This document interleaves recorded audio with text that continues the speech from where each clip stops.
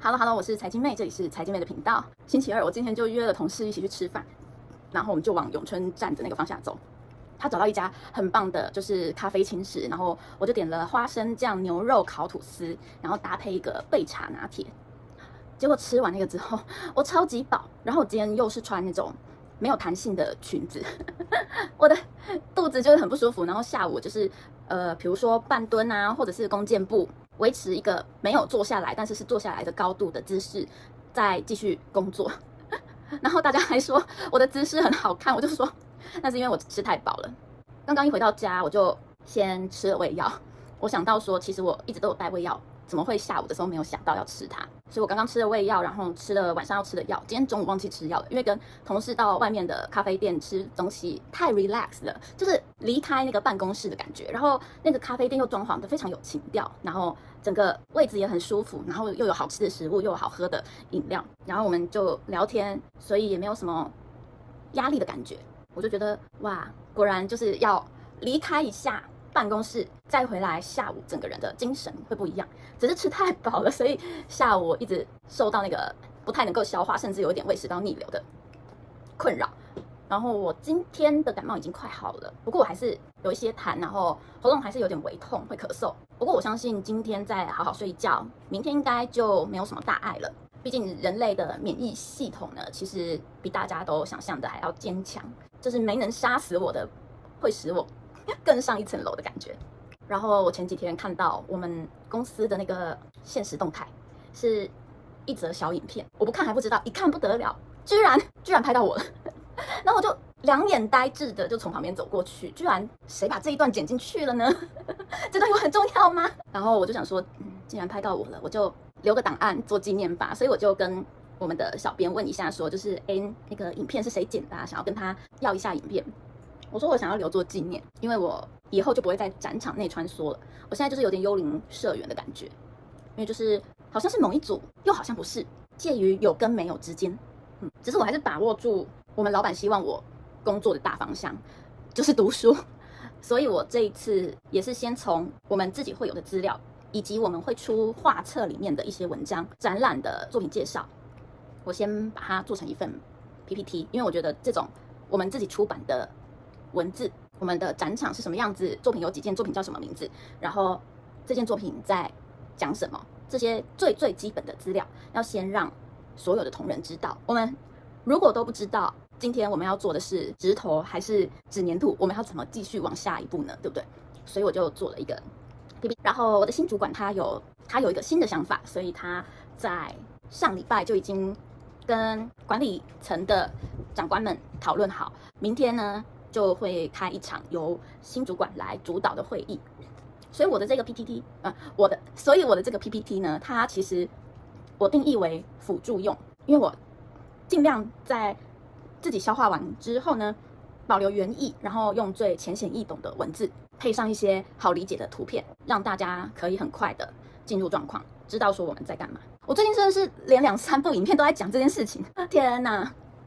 实在是因为我的工作就这么乏味。自从我成了幽灵社员之后，我就有事没事跟同事聊聊天，然后传讯息，然后看看书，做 PPT， 逛网页，没有什么太大的压力。因为我是一个想要跟猫咪一起躺在家里，然后好好休息至少半年的一个心态，半退休的心态。所以我现在就是等老板回来，再跟老板好好的谈一谈。那至于要谈什么呢？我已经想好了。我以前不是都一直会看那些短短的小影片吗？然后可能是一些心灵鸡汤，或者是现在很多人影片教你在职场上你应该要活成什么样子。如果有以下哪些征兆的话，你就要小心这样子的人，如何3招判别你的主管是不是值得跟着他等等的这种告诉你职场心得的小影片。那其实他们的最终目的呢，都是卖课，就是你来上我的课是一个预先录好的网络上的课，你来买了之后，你每天听我这样子跟你讲一些职场的小道理跟思维，你就会慢慢的改变，你就会知道说你应该要做出什么样子的反应，应该要遇到什么状况，跟他们演什么样子的戏。像这样子类型的影片越来越多了。然后有一个我从很久以前就在看的，就是我之前有说过，他是渣打银行大陆华北区的一个执行长，然后他也是渣打银行录用的第一个管理层，然后是华人。他呢就常常出来演讲，他也是要卖课，然后他一直讲的是定位，我就想说，定位有什么好讲呢？他说你搞清楚你的定位，你就会知道要做什么样子的东西。他一直在强调定位和认知，他说当你的定位和认知设定的不对的时候，你的哪里都不会顺利。你只要设定正确的定位和正确的认知，所有的事情都会迎刃而解。我那时候想说，定位这也能卖课？定位不就是一个很简单的东西吗？但是我在他的某一个短影片里面找到了，他说他口中说的定位是来自一名叫做克劳特的一个作者，他写了前前后后好几本书都在写定位，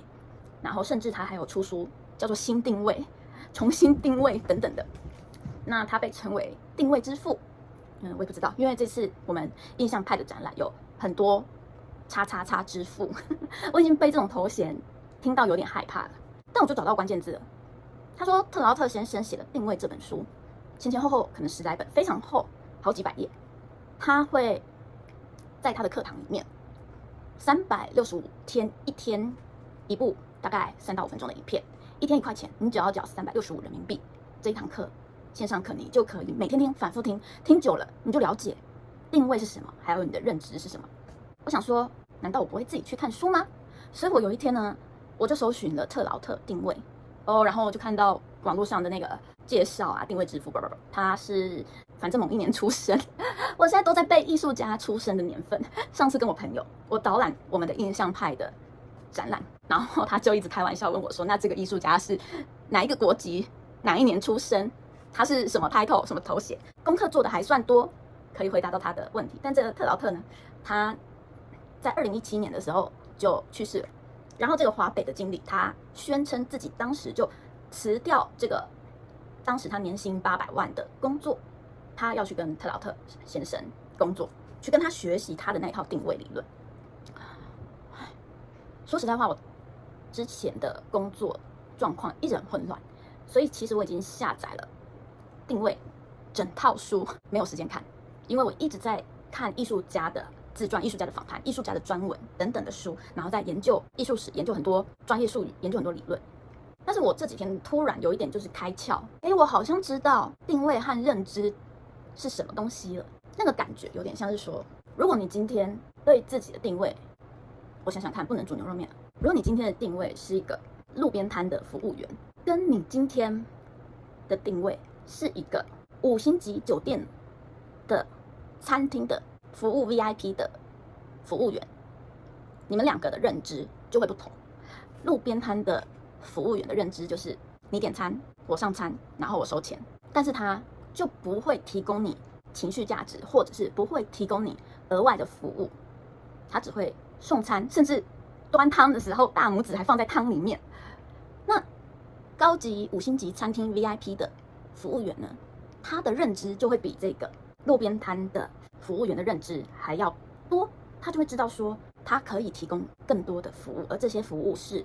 有价值的。其实就是你是以管窥天、井底之蛙，还是你真的见识广大，了解的东西很多，然后你虚心的持续学习。我猜应该是这样子的东西，然后这样子的东西我不禁一直琢磨这件事情，然后我就觉得啊，原来是这样。因为定位和认知的不同，所以我没有办法继续在这里工作，不然我会觉得做什么都不对劲。所以我也想一想，到时候要跟老板好好说明一下，因为是这样子的一个原因。然后我也想好了，我觉得最简单一翻两瞪眼的事情就是说，你要留我，那就加薪，这一招应该就够了，也不用在那边讲定位和认知讲那么久。我只要跟他说，你给我加薪，你给我足够多的钱，我就愿意继续做我不擅长且我做不好的工作。虽然我知道其他人也许也不一定能够做得好，但是我觉得